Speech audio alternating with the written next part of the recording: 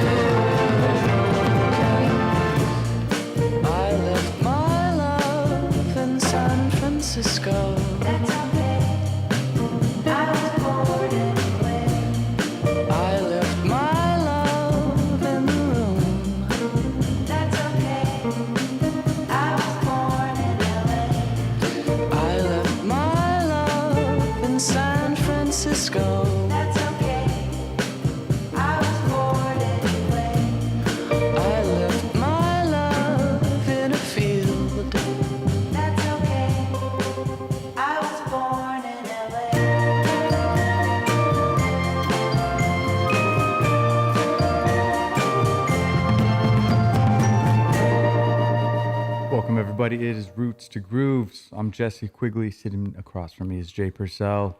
That makes this Roots to Grooves. Thank you for listening. Welcome. Welcome, everybody. What's good, Jay? How are you? Pretty good. How you doing? Doing very good. Happy to be alive. Hashtag grateful. Ooh, hashtag grateful. Yeah. Welcome, everybody. Thanks for listening, tuning in. We are talking about Foxygen today. Foxygen, yeah. Not foxes, not oxygen, but Foxygen. Yeah. Duo. Out of LA, right?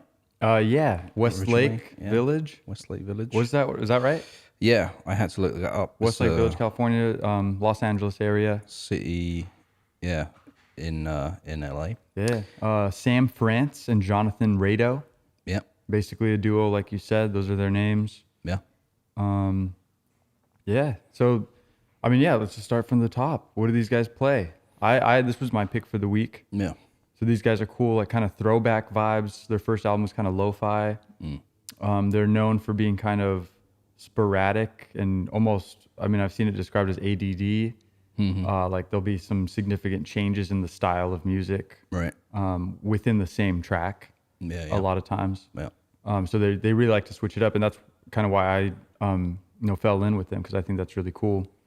It's kind of very postmodern in their mix of genre mashing. Yeah. And influences.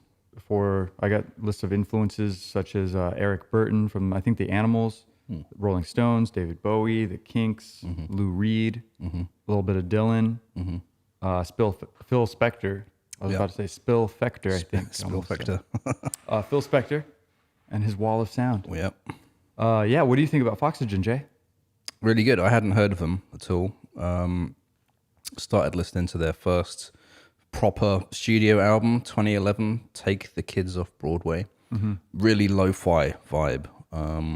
It's like rock, pop. It sounds a lot like early Rolling Stones, very 60s kind of vibe, very, very lo-fi. Not as lo-fi as Ariel Pink, maybe. He's the maximum lo-fi. He's the maximum lo-fi. But yeah, it was good. It was just very retro sounding to me. I couldn't believe it was made in modern times, because it definitely has that vibe that sounds like it came from the 60s or something like that. Yeah, no, 100%. Based on their influences as well. And like you say, very eclectic. Their sound, as I've listened to all the albums, and we'll talk about it as we go forward, but yeah, there's a lot of, you can hear a lot of their influences in the music, and they're all there, like at different moments, like especially in songs, individual songs as well. It will go from, oh, that sounds like Lou Reed, to no, that sounds like Mick Jagger, like in one song kind of thing. Right. Yeah. So I don't know how conscious they're doing that, or if it's just coming out through their, unbridled subconscious influence. But yeah, very cool. And they're almost, you can describe them as almost like an art rock or performance type act. Yeah. More so than like a band. Right. But they are a band, and they're coming out with good original music. So don't get me wrong. But just the way that they kind of dress up and they kind of put on a show with their live shows and with like the music and their albums. Yeah. And the kind of the way they tie it together with themes. Yeah, theatrical is what some people have described it as. Unique and unabashed and theatrical. Yes. Retrolicious is a nice word I saw. And I also think they can be a bit whimsical and quirky as well. Very, yeah. Like, that's a great way. Lyrics, especially that song we just heard there. I was trying to work out at first like what the backing vocal was, because it was like, what was it? I left my love in San Francisco. I left my heart in San Francisco. And then it's like, I thought the backing vocals was like, it's okay, I'm bored anyway. But I think it's okay, I was born in LA. Is that right? Oh yeah. I think born. It could be bored. I think they might have alternated it. I'm not sure. But, maybe, yeah. I didn't notice that, but that's a good point. It was kind of funny though, and the timing of that, like the phrasing of when it came in, it sounded like it would be like running into another vocal or something. That was just a weird observation I had on that song. No, I like it. I love it. Astute observation. So that was basically like the first, one of the first songs that I discovered this band. I don't know how I discovered them on a Spotify playlist or something kind of randomly, as far as I know. And I just kind of listened to that second album, and it was blowing me away. I liked it a lot. Yeah. Just their vibes and everything. Yeah. That was my discovery. They're on Jaguar. Yeah. Record label. Which we mentioned before, and I was like, what artist was on that label that we mentioned? Right. And I know Unknown Mortal Orchestra had a track out or an album on them. I was trying to remember that as well. Yeah, that was who we did. And then I think they had some other people that we haven't done episodes on. Dinosaur Jr. was like another artist that I've heard of, but not really heard the music of. Yeah, they've come up, and I've seen that name a lot. Yeah. I think they have a pretty big following. Yeah. Kind of a cult following, I think. Yeah. Bon Iver is on there as well. I know them. Bon Iver. Bon Iver. Oh, yeah. It's one of those bands. Like, gotta get the pronunciation correct. Yeah. Yeah, good overview. Shall we spin a track? Yeah, I was just gonna say they have like 4 albums out. Yeah. LPs, and they've all been on the same Jaguar.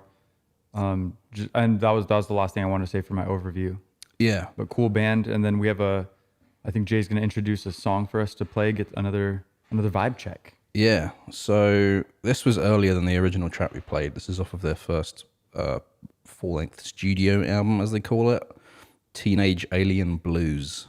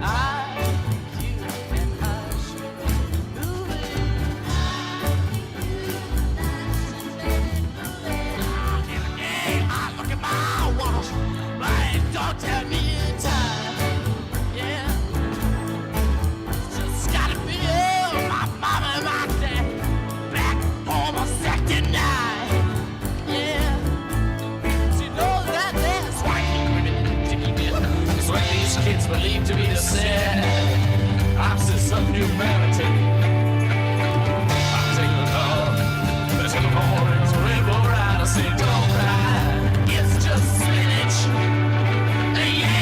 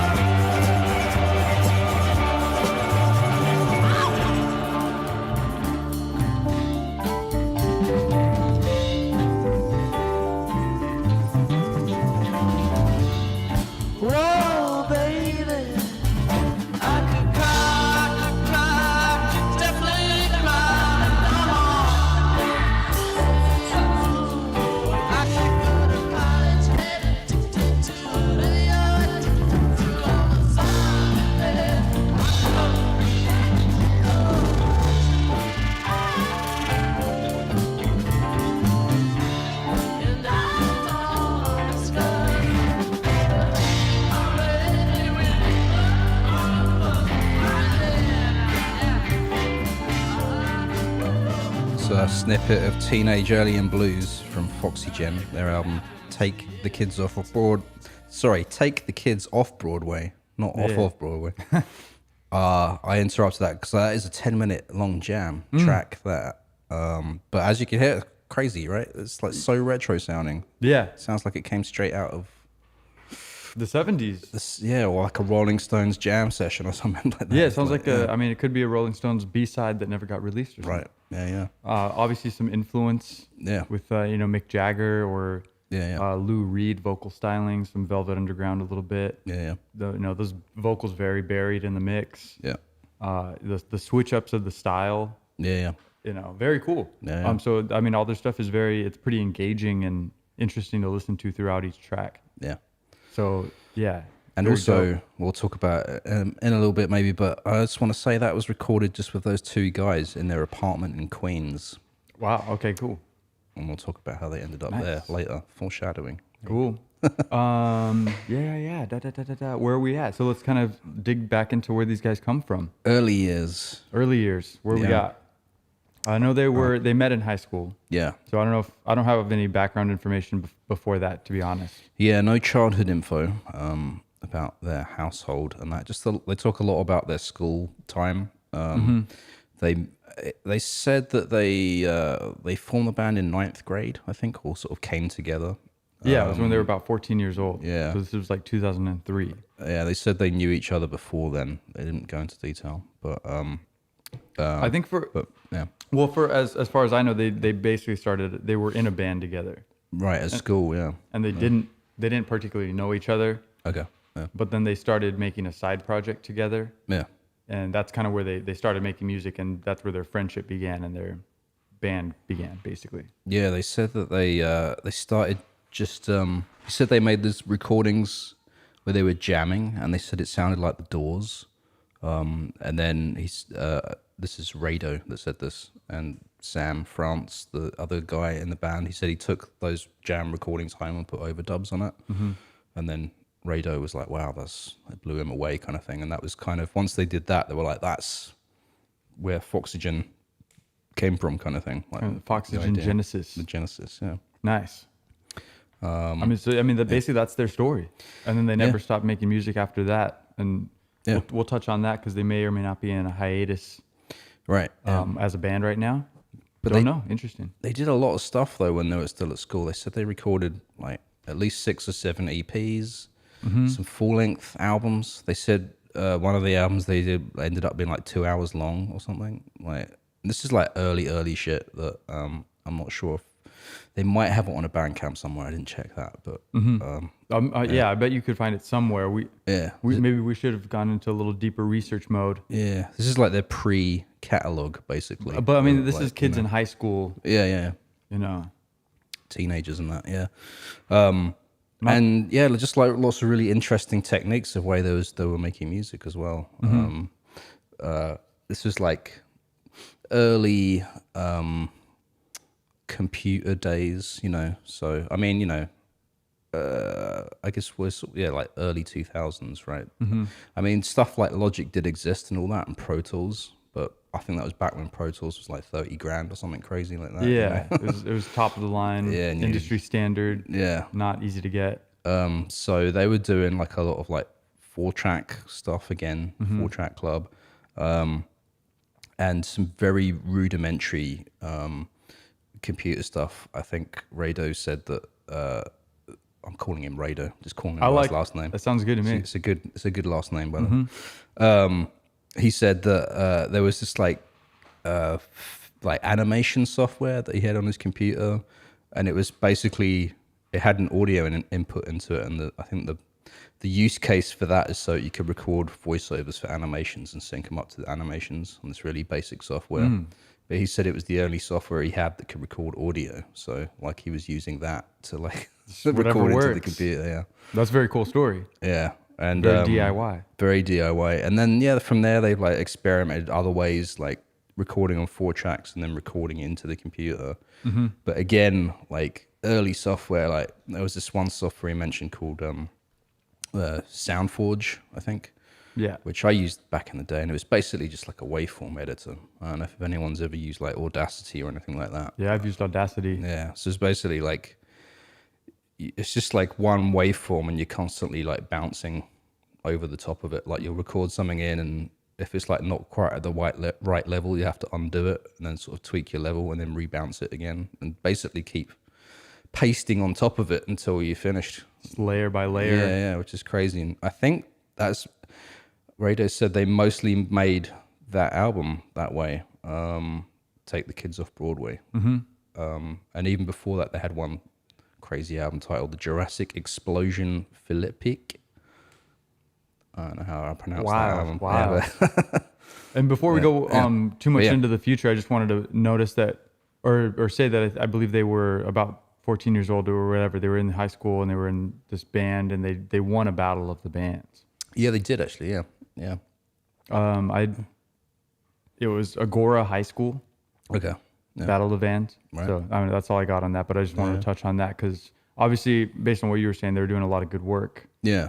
Exploring and just trying new things and getting into music and seeing what it's all about at a pretty early age. Yeah, and interestingly, just spending a lot of time focused on the recording side of things. Like, yeah, the fact that they strung together all these EPs and sort of albums whilst they were still in school, versus, you know, traditional get the band together, rehearse a bunch of songs and play shows and Right. maybe barely record anything kind of thing. I think I've kind of heard them say that they have at times they haven't really considered themselves a band because it's more of a duo and more recording based kind of stuff. Yeah. But yeah, like, I think essentially they've been exploring that from the very beginning. Yeah. Like let's make music. This seems interesting, but they've always been asking like, what are we? yeah, You know, is this just a fun side project, or are we trying to like really make it and be like a crossover band that makes it mainstream? yeah, Because and we haven't really said that they haven't really made it to that level of mainstream like success as a band. Yeah. They've had a lot of success and played a lot of shows and a lot of acclaim, 100%. But people don't know this band as like, you know, a big name like yeah. any of these other, you know, No, Arcade Fire or The Strokes or whatever. Yeah, I haven't heard of them at all. Well, I don't think. And usually, if I haven't heard of a band, I've like maybe heard a couple of tracks or something. Yeah. Like, that's been out in a coffee shop somewhere. But Yeah. I don't really recognize any of that either. But they've been around for such a long time, though. Yeah, but like you say, they haven't. And we'll talk about that a little bit later as well, because I think this kind of touches on where they're at now and what they're going to do next, sort of thing. But 100%. yeah. So let's talk music. So I do know this was about 2003, I guess, too, same time period. And they bonded over a movie. So another good movie for a movie night list that I don't think we were actually writing it down, but I hope you guys are paying we'll attention. have to go back and listen to every episode and write it down. Yeah, we are. But there's a rockumentary called Dig. I think it's Dig, D-I-G with an exclamation mark. And they shared inspiration. It's about a 2003 documentary, American documentary about the collision of art and commerce through the eyes of the Dandy Warhols, which is a band. Yeah. Heard of them. Yeah. Yeah, they have at least one or two cool tracks that I like. Yeah. But I never really followed them. Yeah. But I heard like years ago, like when I was a kid. Yeah. So it's about the Dandy Warhols and the Brian Jonestown massacre, like with the Kool-Aid. Right. And there was some kind of story there, Okay. which is what this rockumentary is about. And it's focusing on the developing careers and the love-hate relationship of the band's respective frontman, Courtney Taylor and Anton Newcomb. There you go. So it actually sounds kind of interesting. Yeah. Whether you're more in it for music or, just pop culture about the massacre and stuff. Yeah. So it sounds interesting. I got it on my list to watch this week. Yeah. Definitely. But just a little thing. They watched that. They bonded over it. They're really sharing their musical inspirations, and they're developing a friendship over this, and beyond that, a band. Yeah. They always said they kind of shared a lot. Similar interests, and aesthetics and stuff like that. I know, like Rado, I think like went to school dressed up as a cowboy. Like sometimes he said, I read that. Kind of didn't really give a fuck. Like he said, he'd always carry around a harmonica and sometimes an acoustic guitar, and then Sam would like rap over it, like Beck style or something like that. Right, like he's playing like a country jam. Yeah. But then he's rapping like Beck. Yeah. So from the very beginning, and I remember they did say they were unashamed about these stories. Yeah. Like they've always been like, wear my heart on my sleeve. Like I'm just gonna try to be myself, do whatever I feel like, even if it's weird, especially if it's weird. Yeah. And so for that, I really like them both for taking that on. It was just cool, yeah, because if you think like, probably back then, but even now as well, like the bullying factor at school kind of thing, if you do stuff like that, you're going to get picked on or whatever, but Yeah. didn't seem like they had too much trouble with that. Not that they've talked about, but I bet there were bullies, but I bet they just didn't really care or pay attention to it. Yeah, because they're just kind of wrapped up in the art of it. That's something I thought. Yeah, I had this conversation the other day with someone's like, that's another like way music can save you, because I think like if you're in school and you're a bit of an oddball and you're doing these things, but with these guys especially, they were just like so immersed in making music the whole time that I think that's really healthy to have that other focus or passion whilst you're at school, because I think it can save you from like, you know, any type of bullying or people who might be trying to sort of, it's some sort of alienate safe you. haven. Yeah. Like if you're not focused on anything else, then the bullying is the only thing you're focused on, and that's not healthy. But if they're saying something at you and you're like, well, I don't care, we just made this fucking great track last night and we're like into that, you know, that's a different thing. I don't care what you think. But so and then I don't know, where do we go from here? Oh, they did go to college. They did, yeah. They separately, yeah. Yeah, they separated. John Rado went to school. I don't know where he went to school. Do you know that? He went to New York, Nice. School of Visual Arts, and he was studying screenwriting. Yes. Okay, cool. Astute fact. Yeah. Research there. And then Sam France went to Evergreen in our home state here, not too far. Yeah. Olympia, right? Is it in Olympia or near Olympia? Good question.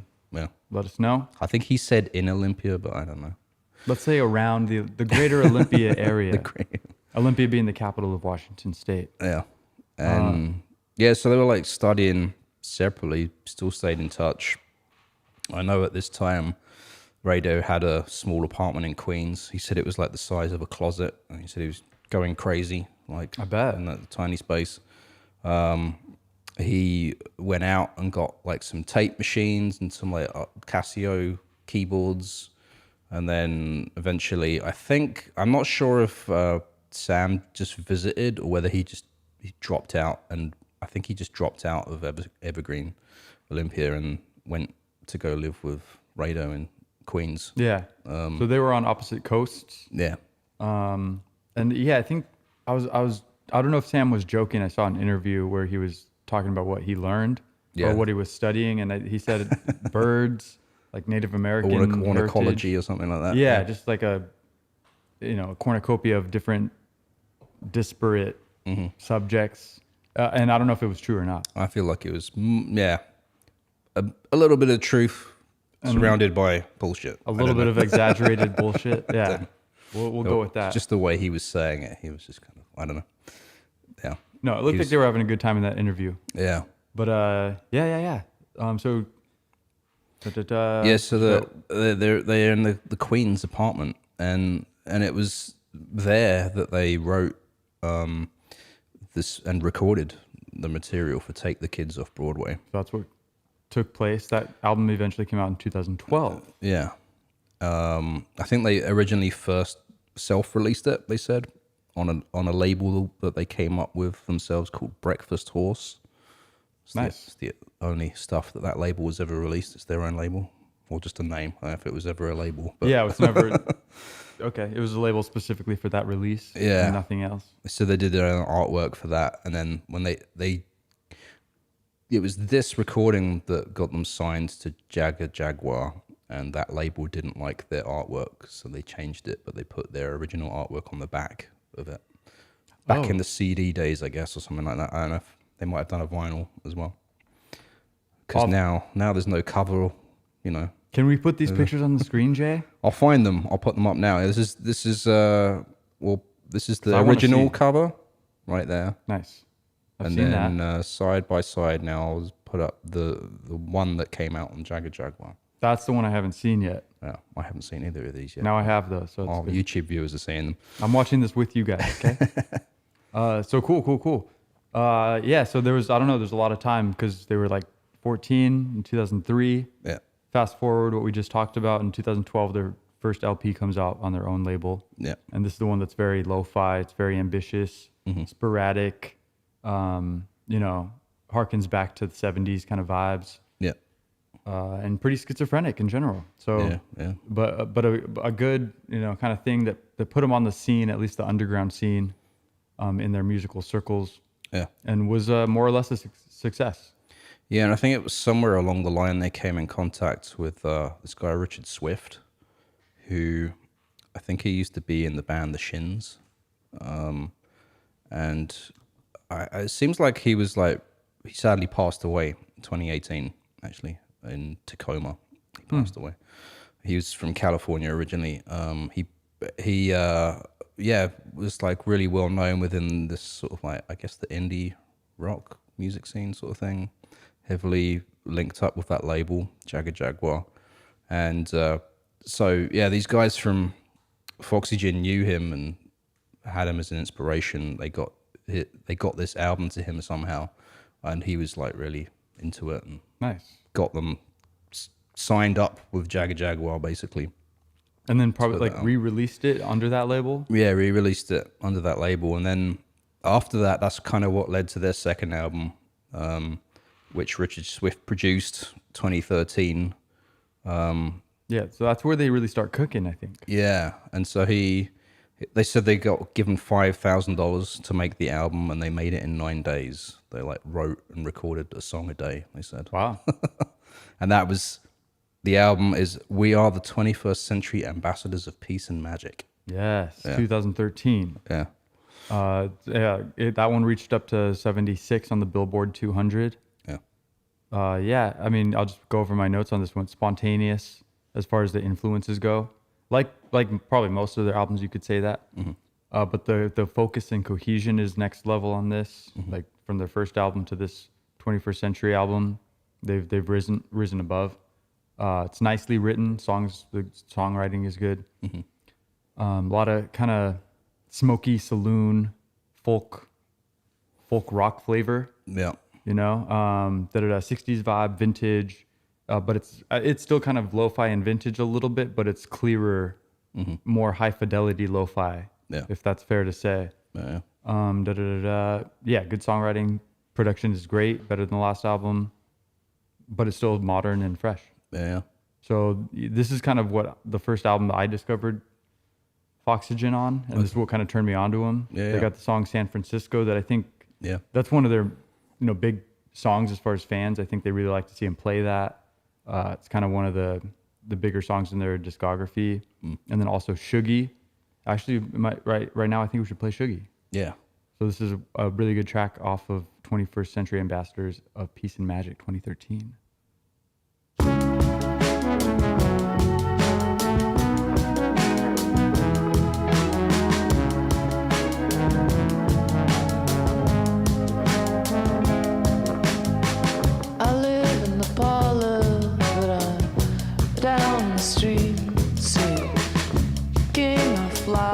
Off the floor and drinking tea, but she don't love me, that's news to me. I met your daughter the other day, well that was weird. She had rhinoceros-shaped earrings in her ears, but hey man, have a soda, it's on the house. Remember what I told you about the rooms inside this house? But you don't love me, that's news to me. That's news to me. That's news to I think you and I could be in love. If you believe in yourself, free your soul. My heart is burning till I know what to do.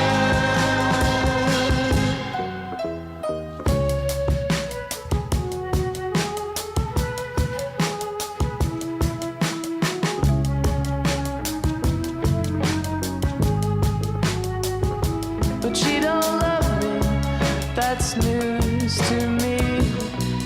That's news to me. That's news to I think you and I could be in love. If you believe in yourself, you can free your soul.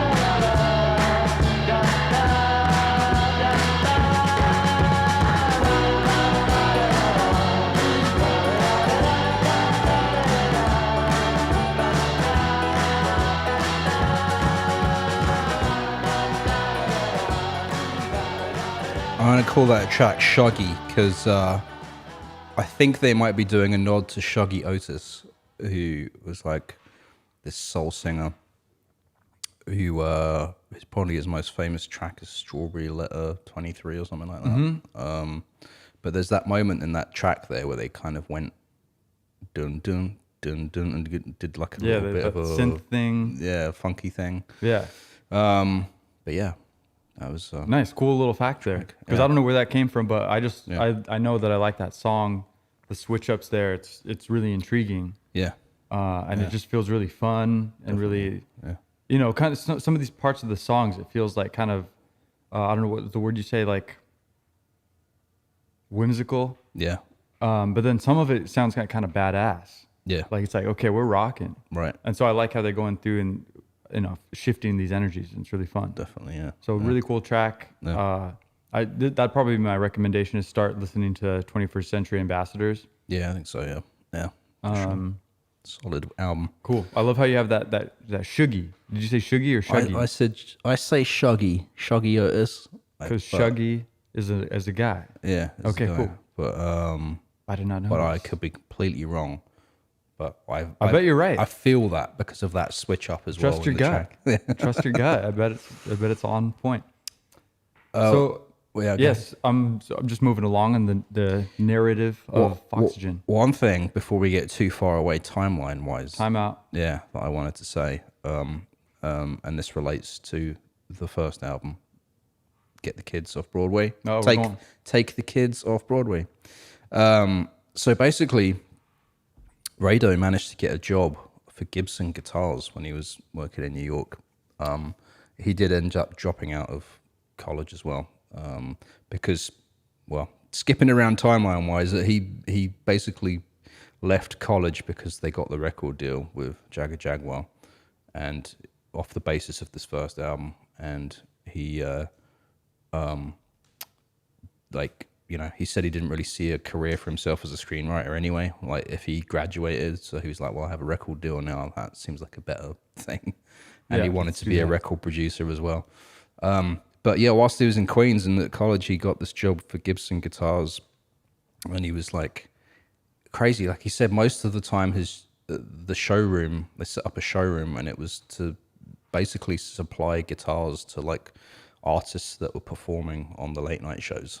Oh, nice. So he'd be like the ones to like go to like David Letterman or Colbert Report and like deliver a guitar for like whoever was performing kind of thing. That's whoever cool. was sponsored by Gibson. And like the interviewer was like, oh, you must have met some cool people. And it's like, I didn't really hang out. He was like, he saw Lady Gaga once performing there because he was delivering a guitar to the band. Mostly just a work though, another job. Yeah.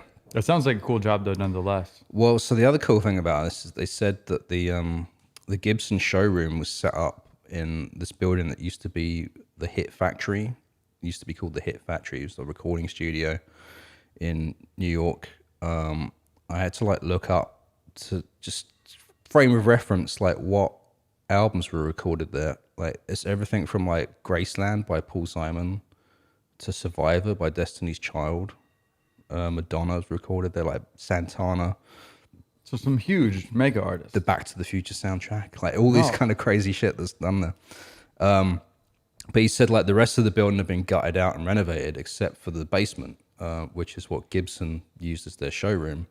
And he said all of the equipment had been taken out, but all the live rooms had been like left intact. And so he said he basically recorded all the drums for Take the Kids Off Broadway in these spaces that used to be the old Hit Factory studio. What a cool story. But he had a kind of shitty setup though. He just basically went into GarageBand with a USB, one SM57, a USB mixer. So he had this like old Hit Factory studio, but like one microphone to record like in all this the drums. place with history. Exactly, and like probably the best equipment, some of the best instruments. Yeah. And he's like, I'm gonna use this room with my garage band and my little portable microphone or whatever and make some stuff. Yeah. So I love that. I mean, so these guys are just like DIY, like, who cares? I'm gonna make music. I don't care where I'm at. Yeah, and that was the other thing like about recording wise, when they came to work with Richard Swift for this their second album, he said they originally wanted to do it on tape, but Richard was like, that's going to take way longer. Well, I was going to bring that up a little bit later about like their production style or how they make music and stuff. But I thought I was understanding that they do everything on tape. So it's kind of been mixed matched, yeah. And the only reason I bring this is up because he recorded, in the old Hit Factory with one mic. Right. And he said that's kind of what he liked about Richard's approach as well, because he likes to record drums with just one microphone as well. Mm-hmm. The difference being, though, that they sort of really learned about like making sure like the instruments in the room sound good, like, and not really rely on the equipment, So he said like Richard had like a drum kit set up that just sounded perfect just to your ears when you're in the room. So it's like then you don't need anything else. You just need a microphone to pick that up. Yeah, and done. And and then the tape thing, Richard said to record it all on Pro Tools because it would be quicker. But still trying to achieve that aesthetic of it makes it sound like it's on tape kind of thing. Right. So I was just kind of, we can talk maybe more about the rest of the grander scheme of recording or whatever, but I just thought it was kind of a little bit of an evolution there from between those two albums and how they recorded them and stuff like that. Right. No, I love it. That's valuable. Yeah. Good stuff. Yeah. So as far as I know, they come out with that album. They're rock and rolling. More critical acclaim they got on the Billboard charts. Everything's looking good. Their friendship is blossoming. So they start doing live shows. And they start touring nonstop internationally because they got signed on Jaguar. Jaguar. Yeah. I'm going to say Jaguar. But yeah, so France was developing a reputation for antagonistic or sometimes violent stage antics. So they're just kind of wild. I did forget to mention I have seen this band live. Oh yeah? Okay. So because I discovered them several years ago now, like probably 3 or 4 years ago. Yeah. Maybe even 5. But then I saw a band I brought up to you that you said you'd never heard, Young the Giant. Right. And they were playing at Marymore Park in Redmond. Yeah. And Foxygen was opening up for them. Okay. So Young the Giant's great. Yeah. And I was going to see them. And I did know Foxygen, but it was like a little surprise. I didn't realize they were playing in front of Young the Giant. So I got to see like half their show. It was pretty good. Cool. It was pretty fun. They usually have a lot of people on stage, at least at this one, because they have some, like horn players, percussion, the duo. They got a lot going on. Yeah. But I just wanted to throw that out there that I have seen these guys and it was good stuff. Yeah. Cool, energetic show. I've heard Sam has broken his wrist twice and his leg once on stage. Yeah. Like from all of this stuff. Yeah, like, so that paints the picture. Like they're breaking bones on stage. Yeah.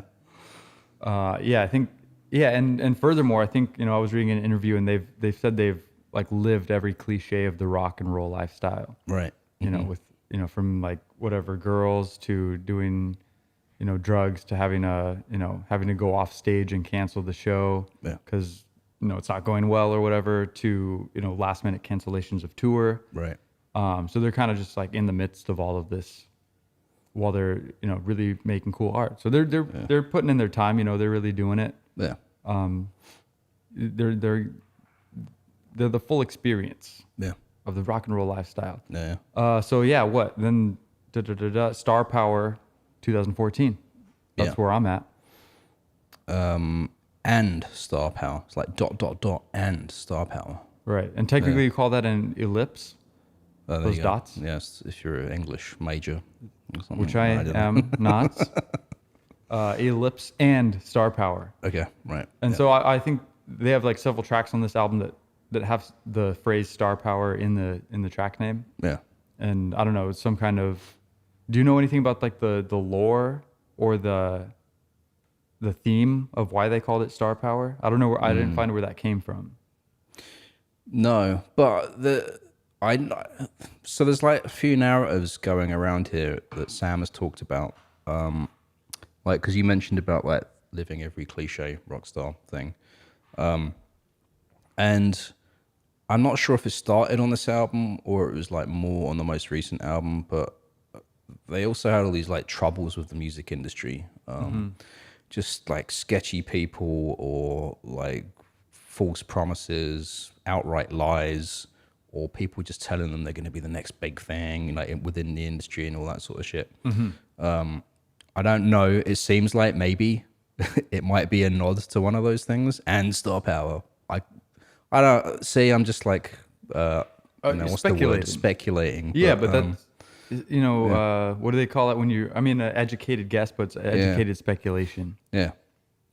Based on evidence. Yeah. Evidence-based speculation. Yeah, because they sort of talked about it all, and you mentioned earlier as well about being a crossover band kind of thing, and I think that was something that Foxygen came up with. It was an industry term from the label people, seeing that these guys were like really talented but doing some really underground, obscure shit, really unfriendly radio type songs, just in terms in terms of the quality as well, not just the song structure, but and so I think they always, the label people thought, they had the potential to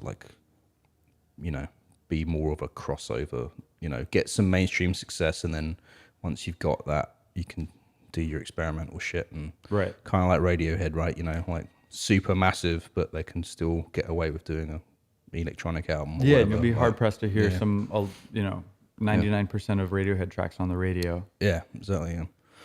But so I don't know. That's just like a theme that it seems to have cropped up in the last few years with them, and I don't know if it started on this album or not. But even furthermore, and I think on Star Power they have, I don't know, side story. They have the last song on And Star Power is called Hang. Okay, yeah. Which is the title of their next album. Right. So I don't know if there's a connection there. I do know Follow the Leader is the first track on Hang. And they wrote that track at the end of recording And Star Power. Mm-hmm. And they thought it would be on the same album. Oh. But they were like, this is actually pretty different. I think we're going to play it. We're coming up to it, actually. It's in the list. It's happening before we... Natural progression here. Yeah. Segue. That's good. We're getting good at this, Jay. Rado said that, they wrote this track, and then they were like, well, this is actually maybe more like a new direction for the next album kind of thing. And because he wanted to produce it in a big, clean, crisp, 70s production style kind of thing versus the really raw DIY stuff, lo-fi stuff they've been doing kind of thing. So I guess we'll just play it with that in mind. Let's get which one are we playing? Follow the Leader off of Hang. Oh, no, actually, I'm way too ahead. Oh, that's what I was... We did have a track from And Star Power. Damn it, man, fuck. No, it's all good. My natural segue is just well, I led you there. I led you astray because I brought up that last song. Yeah. Because we were talking about... Let's back up a second. Where were we? Mm-hmm. I think they've just kind of been experiencing this Star Power idea, and whether or not they're coming to fruition with their musical career. Are we going to be mainstream rock stars and we made it and we can make a living off of this consistently, or are we going to be always kind of in this underground indie stage where we're we almost got success, we're on the Billboard charts, not too high, but and he's I've seen him talking about in interviews they have a mediocre of fame, but they're not really famous in any way. Yeah. So there's, I feel like these themes are kind of running through their heads, and they're kind of questioning themselves as they're growing up and moving through their career. Yeah, evaluating, what their place in all of this. Yeah. And also being able to be on tour and see how other groups are. I know Sam was he didn't name any names, but he said, there's a lot of people out there that have this image, and then you meet them in real life and you realize it's all fake. Mm-hmm. It's just an image for marketing or whatever. These people aren't actually that way, that they're the way they're portraying kind of thing. Right. And I think they kind of fuck with their heads a little bit as well. Yeah. It's well, what is this? This all seems a little sketchy. No, it is. Yeah. At the same time, I feel they're playing into it a little bit because they dress up and they have this aesthetic. You see in the interviews, they just have their shaggy hair and they have leather jackets or a silly hat and sunglasses. They have a look, they have an aesthetic that kind of harkens back to some older 70s type vibes. Yeah. That goes along with their music. Mm-hmm. But I don't know. It's interesting. I don't know exactly what's going on in their head, but based on what I read, it sounds like they're wondering and figuring out their place in the world just like everybody else is. Yeah, it's like probably like partly figuring themselves out whilst also the label and the marketing people are like having a say as well. And it's like, you know, I don't know. Looking back on it, it's a very artistic venture in general. Just, you know, they're like, are we a band? Right. You know, are we artists? Yeah. You know, what are we doing? Yeah. Are we making a living from this? And I don't know, everyone questions these existential questions. Like, am I an artist? Am I doing this for money? Is this a product? Right. What's artistic about this? Should I even be here?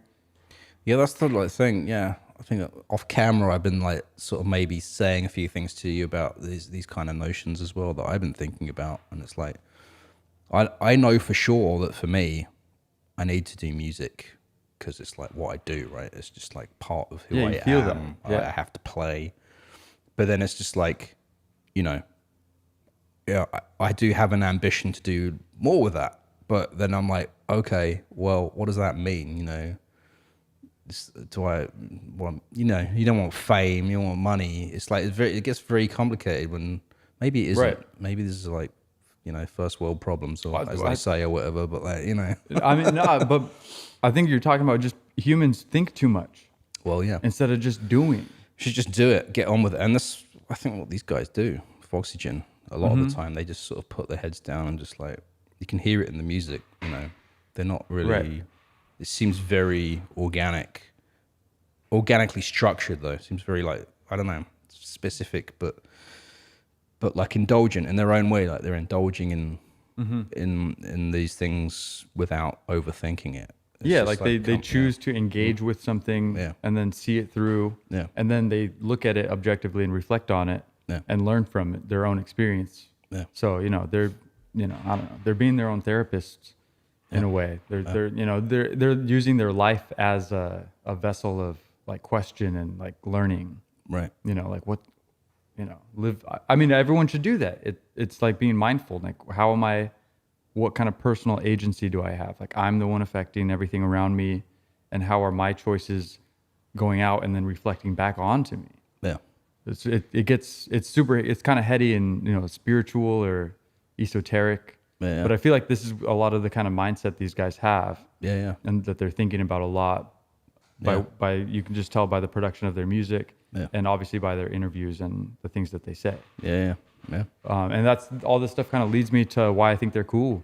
Right. Their music's good, and then I think their brains are cool too, and they're just, I think they're decent kids, you know. I don't know them I don't know them personally, but I think they're decent. Yeah. But as far as their aesthetic and their music goes, very cool.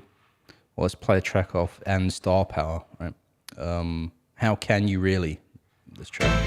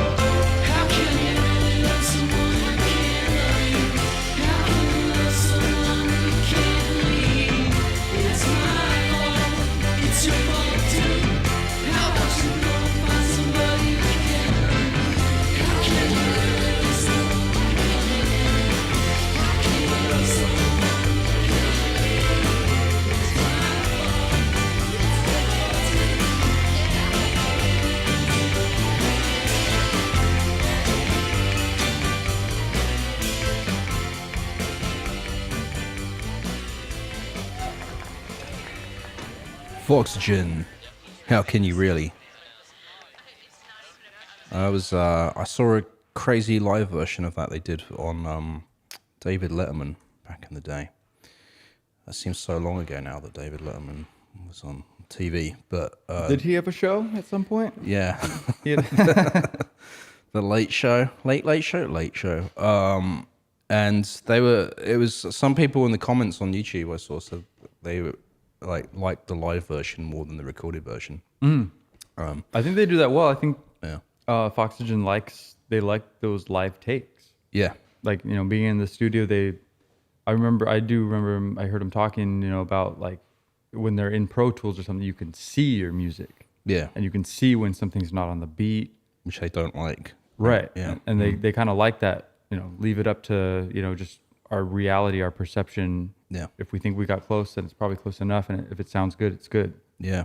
Yeah, I'm totally on board with that. That's the problem I've always had with computer music is when it first came out, I was like, okay, this is great, it's easy, but I didn't like the process because it just was all very visual, and now click tracks were a thing, and now everything has to be on the grid. It's like, but a few months ago we weren't talking about this. Why has the paradigm shifted? Yeah. To now we have to record in this way. Yeah. Where I'm like, it's not about the sound anymore, which is the issue for me. So I totally agree with them. Like I've heard Foxygen say that, they like to record to tape and they just like to have a live band in the room. Yeah, and like you say, run the track from beginning to end, and then do overdubs. Right. Which is the traditional way of how it was always done before computers. Right. So they're inspired by that and they just want to Yeah. live that life. Yeah, and I think I'm totally on board with that. And a lot of other artists doing it that way as well, like Jack White, I mention a lot. Yeah. Does it that way. Yeah, he's doing it well. We've even talked about Adrian Young on an episode as well. He's the other way. Like I think Foxygen do integrate computers here and there, whereas Adrian Young's like banishes them all from his No. studio, I don't even think Adrian Young has a cell phone. No, it doesn't. I don't think so. I have to call him on the telephone, the old school rotary thing. I usually hit him up on like Morse code. Oh, okay, yeah. Adrian Young contacting you. Damn. Yeah, Via TikTok. Yeah. Yeah. So now we're on Hang. Yeah. So that was And Star Power, good track. Yeah. I feel like their first those albums coming up into And Star Power were kind of their come up. Yeah. And they were experimenting as they went, doing this, trying that. And then they get to 2016, Hang comes out. And this is a little bit of a return to form, or a little bit of a step back towards what they were doing before, if anything. But it's still kind of, a lot of the stuff we've heard piano. It's like piano rock, a little bit of glam rock in there, carnival music, old school musical theater. So it's still theatrical, but they're still hitting these different little, hyper focused sections where you can feel that where the influence is coming from. Yeah. But the production is good. It's mixed well. And I mean, yeah, overall very good. The vocals are kind of buried in the mix a little bit, harkening back to their old school style, like that first album. Overall very good though. Yeah. The album cover art is very cool. It's like I don't know. It's like paint. It's like a painting. And it's different colors, and it's kind of abstract.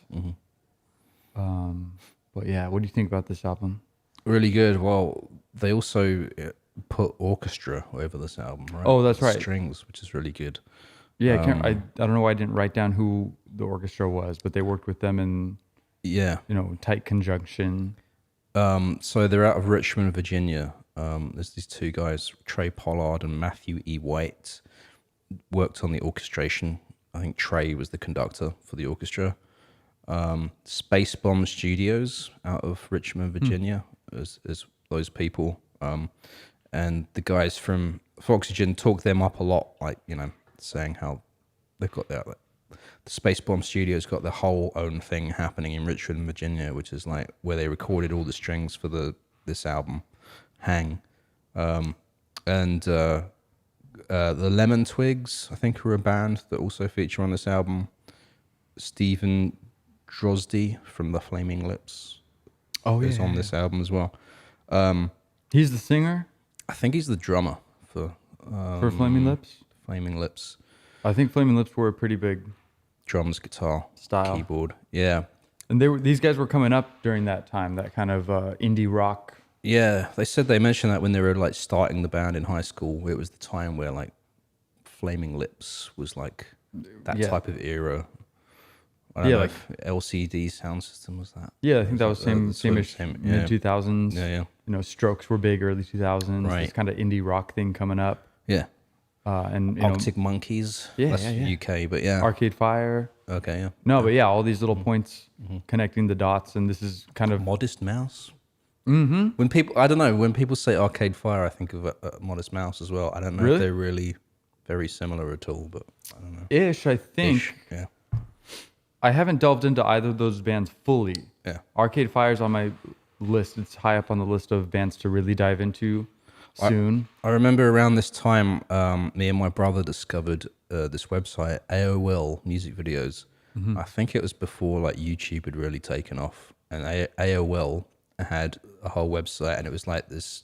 It was kind of like MTV. It was like it would just play random music video after random music video, and back then that's how I discovered like Modest Mouse, Arcade Fire, Postal Service. Oh, it was kind of very well curated from AOL Music. At Sounds that time. good, yeah.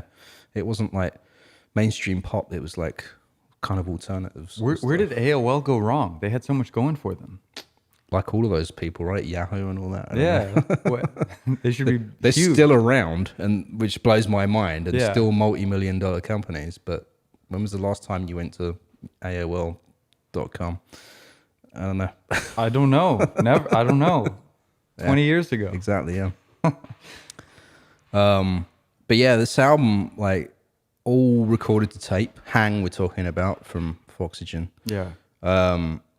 It was like interesting. They said when they recorded the orchestra, they had two separate tape reels, like one tape reel with the band on it, and the other tape reel with the orchestra, and they like synced the machines up so they would like play in time, kind of thing, you know. So that's like a whole art in itself. No, totally, I think. that's cool. But, yeah. And it ended up sounding very good. So it was a very good project. Yeah. I don't have anything else on this album. Do you? No, let's play that track because it's. But we do have a track to play from it. Yeah. It's really the strings are like a really nice touch on all this. This is called "Follow the Leader," the first track from Hang.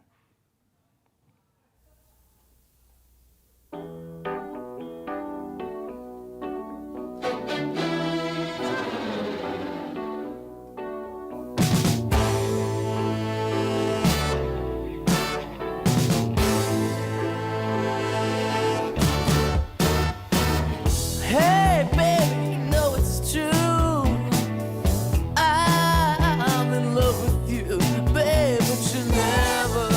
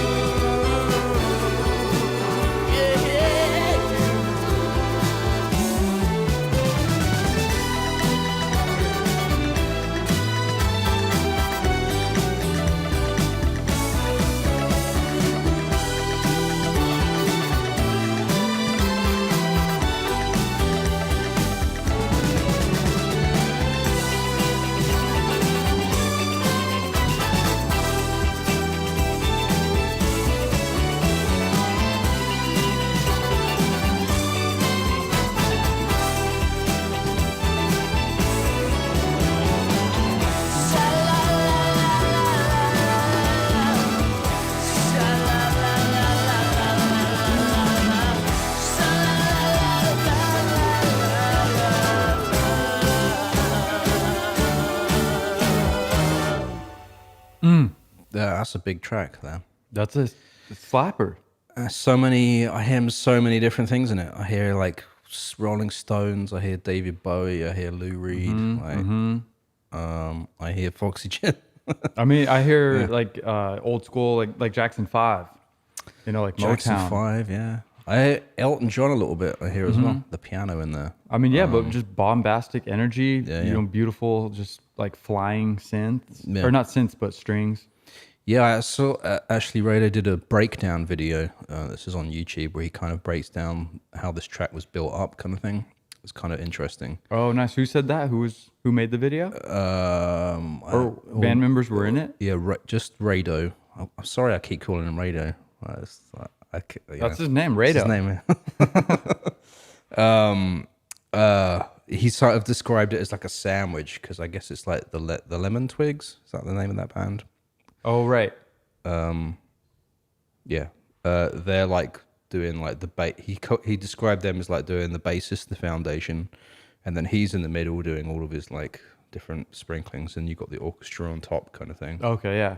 And that feels right. yeah, and he said there's like a lot of keyboards happening in there. He's like, he did a one line, I think, which the track starts out with. It sounds like a Rhodes, but it was like a Wurlitzer, which is kind of like a Rhodes, and then he played a Rhodes on top of that, and then they got piano in there, and they got synths, and then he said there's like two different bass takes, kind of thing, from two different times, and he soloed it, and you could hear the cut. Like it was a really janky cut between the two bass lines. It sounded like a clip, like a. Just not But you can't hear it in the track at all. It's funny. It's lost in there. It's just lost in there. I was gonna say the bass. Yeah. I did like the bass on that track. Yeah, yeah. Just really beautiful, and it goes really well and powerful with the strings. Yeah, yeah. And it integrates really well while having its own kind of presence and tone. Yeah, it's nice. And it's amazing to me that so many layers of instruments in that, but it all comes together really well. Like, yeah. It sounds very cohesive and powerful. Yeah. So I mean, up until that point, kind of a high point for their band. Yeah. Like they're turning out very good, high quality music like that, working with, string arrangements and composers and other artists in their circles. Yeah. So like firing on all cylinders. They've been touring, coming out with like some of their best music they've ever come out with, and they keep going on. Yeah. Let's move on. That was Hang 2016. Yeah. Very good. And then their final album that they've released so far, right? Seeing Other People, yeah.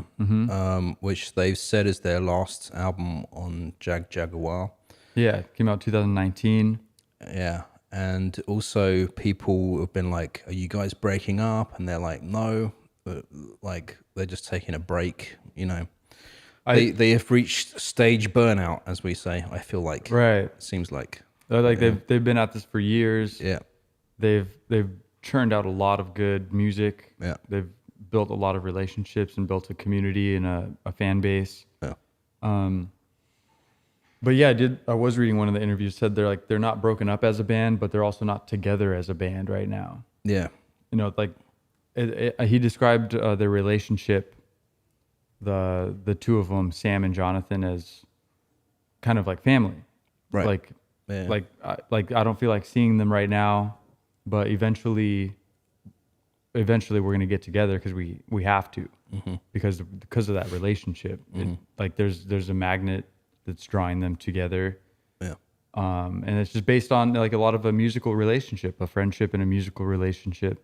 Cause I was reading, he was describing how like Sam knows what Jonathan's referencing when he says, oh, I want to sound like this or like that, or,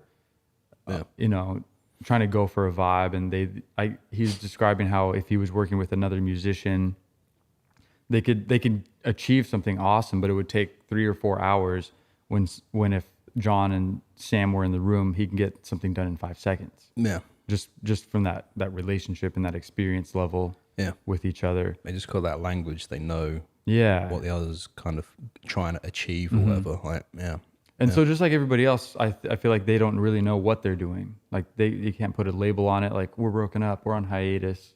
Like they're just kind of experiencing themselves as we all are going through our own lives. And they're figuring it out as they go. And I feel like they don't know right now. And I think all of like this business side of music and the touring and the fame and all that has kind of come to a head in this album as well. I've also heard Sam say about how he's kind of talking about that a lot in the lyrics as well, which he said some people don't appreciate because like a lot of people everyone goes through that in the music industry, but no one talks about it. Yeah. He's talking about it. Is that like a no-no? People don't want to hear you talk about that? You know, it depends, right? Because I used to really like Kings of Leon, like first album. And then there was a few years ago where I like heard some of their stuff and it was like, it just seemed like he was talking about being bored on tour, like in the lyrics in this Kings of Leon song. And I was like, oh man, you guys are on the road so much, you have nothing else to sing about now. Right, it's just right. like, you know, so I feel from that perspective, it's not so great if you're in a bubble and that's all, you've got no like life things to talk about. But I feel like for the way the Foxygen's doing it or Sam's doing it makes sense to me, you know, because they've had a lot of struggle within this. And I think he also said at some point, like he's finally figuring out how to do it, how to navigate this industry. But they need a break. Like I know he is doing like solo stuff. I think he has a solo album coming out. He's dropped a few tracks. He's writing a memoir, I think book, about his whole experience. No holds barred, he said. Said he was influenced by reading the Miles Davis thing, and Miles Davis apparently just spewed everything in his book and didn't leave any stone unturned. And Oh, wow. so Sam's decided to do that as well in his book. He said it's kind of cringe making and that, but he's like, fuck it. He also said he doesn't care what the fuck people think about him anymore. So, Yeah. you know. I mean, I think they've got a lot going on. Yeah. You know, like Yeah. I think they're figuring out where they want to go Yeah. in the future. Yeah. Looking back, reflecting on where they've been. Yeah. And, you know, they're on a ride, pretty wild ride. Yeah. It's going pretty good, I think. It's very interesting. But yeah, we're talking about Seeing Other People is the title. Yeah. And this came out in 2019. Yeah. And so, I mean, just based on the title alone, you can kind of tell, it seems like just based off that title, speculation, Yeah. but also based off their interviews and stuff, like they're looking elsewhere. Yeah. They're like, what are we doing? Is this, am I on the right path? Right. As individuals, Jonathan and Sam, Yeah. you know, should we keep doing this? Should we keep doing it in a different way? Do we try something new? I do have a quote. I can't remember which one of them said that. I didn't write it down. I'm sorry.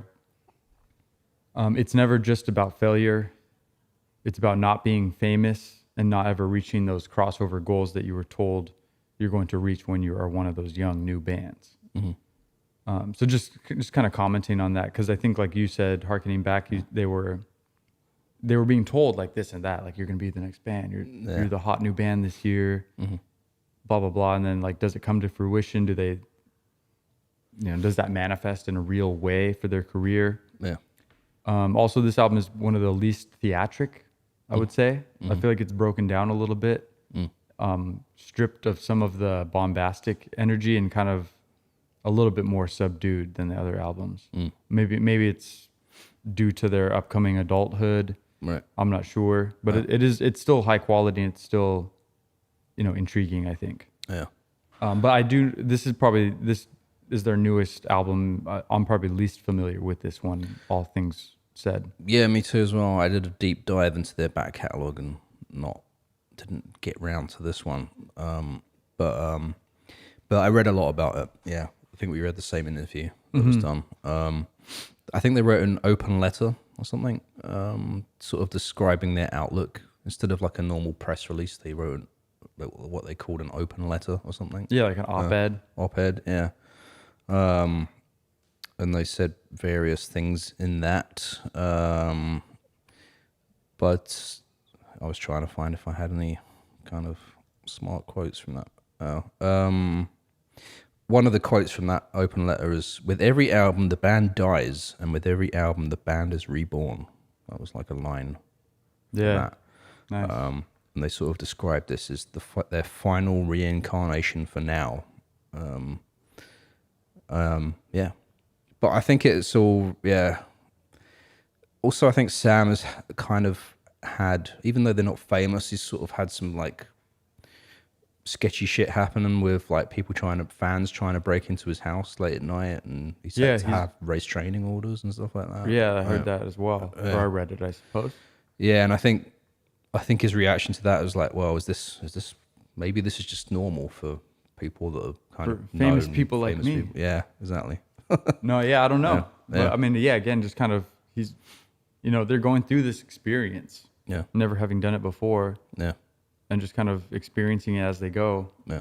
And I can't imagine, I've never been in these situations. Yeah. Even with their kind of low level of fame.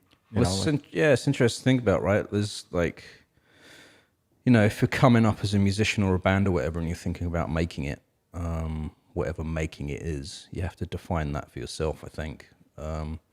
But as I'm seeing with all these different bands and that, is there are many different levels of careers that these artists can have, Yeah. where you can sustain yourself, but you're not like well known to like the mass public at large. Mm-hmm. But then you have this like niche following that is very hardcore, so much that they will stalk you and you have to get restraining orders against them. Yeah. But that's happening, and then the greater world still has not heard of your band or who you are, or it's very strange, kind of like different levels of fame and success. I'm sure they're asking themselves what was the point of, where was I trying to go? Right. Yeah. Did I want this cult following of weirdo stalker people? Yeah. And also at the same time not be really famous, like actually throughout the nation or the world? Mm-hmm. So was it worth it? I do have another quote, and it's almost kind of like, I hope it's not like bad vibes for their band or whatever, but Sam France said at some point in that interview, I think, I'm solo now. I just want to like have a family and stuff, Right. So it does kind of seem like they're looking elsewhere. Yeah. To, at different types of relationships in the world.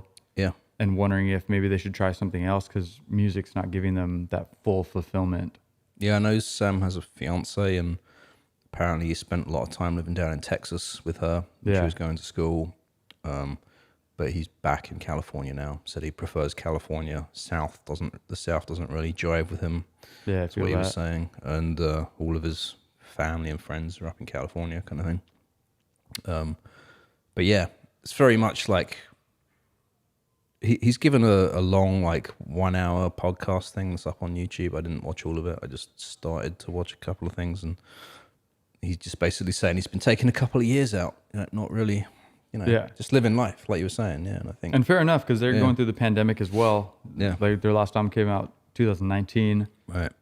So great time to get it out, but right before everything shut down. Yeah.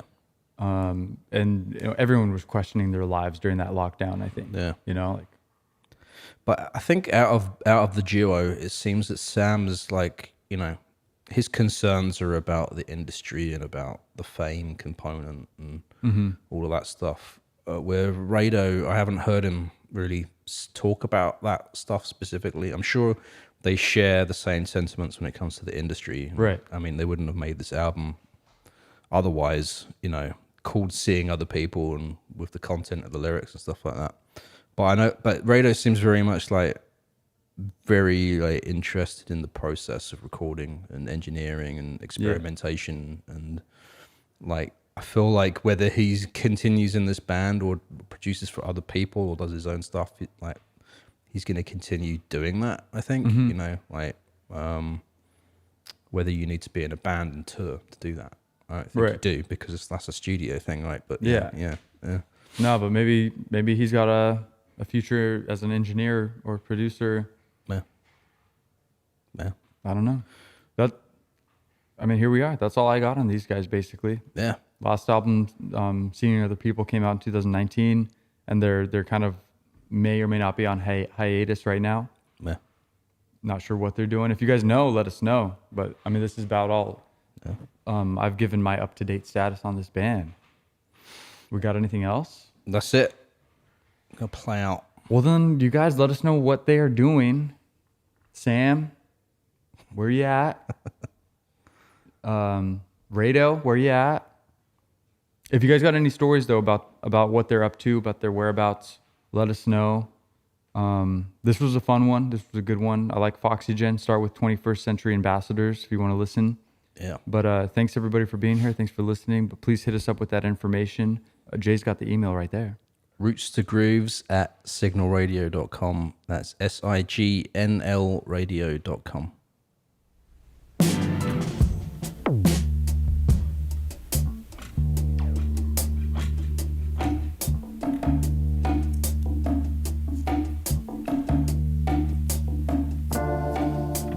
If it was a year ago, I probably wouldn't have to say it on the phone. Yeah, you know I really gotta pray for your soul.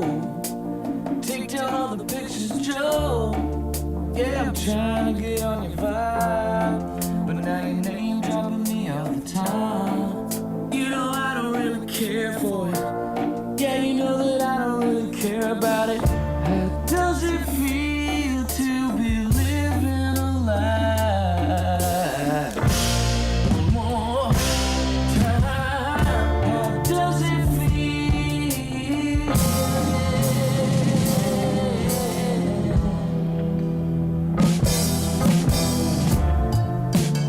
Come to me at the show, and I see you taking off my clothes. But I don't really even care anymore. But since you asked me, I don't care for it. Flying in the air, I made it to the Hollywood Hills. There's only one thing that I ask you. Tell me the truth when I'm asking to feel. How does it feel to be living a lie? And you know you never cared about no one. Yeah. How does it feel to be living a lie? One more time.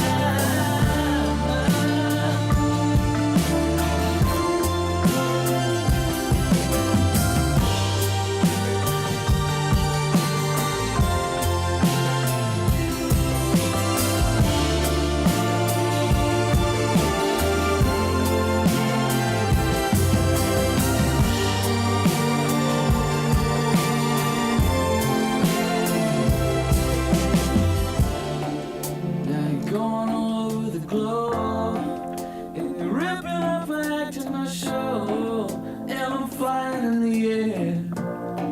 But since you asked me, I don't care for it. Come to me at the show, and you even stole my fucking clothes. Yeah, I don't care anymore.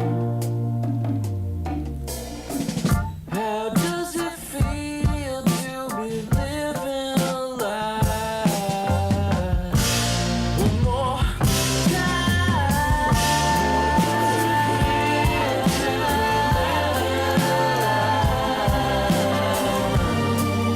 Yeah, you know you never cared about no. Yeah.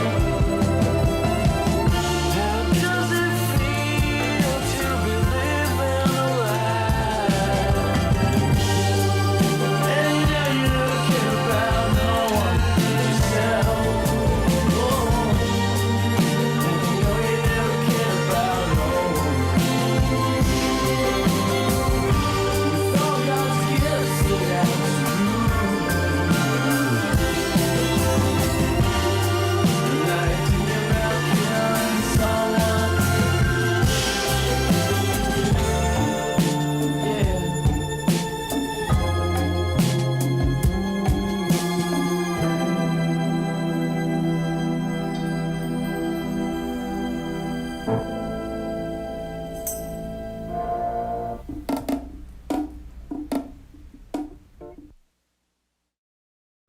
Roots to Grooves is a production of Signal Radio. For more music and independent culture, visit signalradio.com. That's SIGNL radio.com.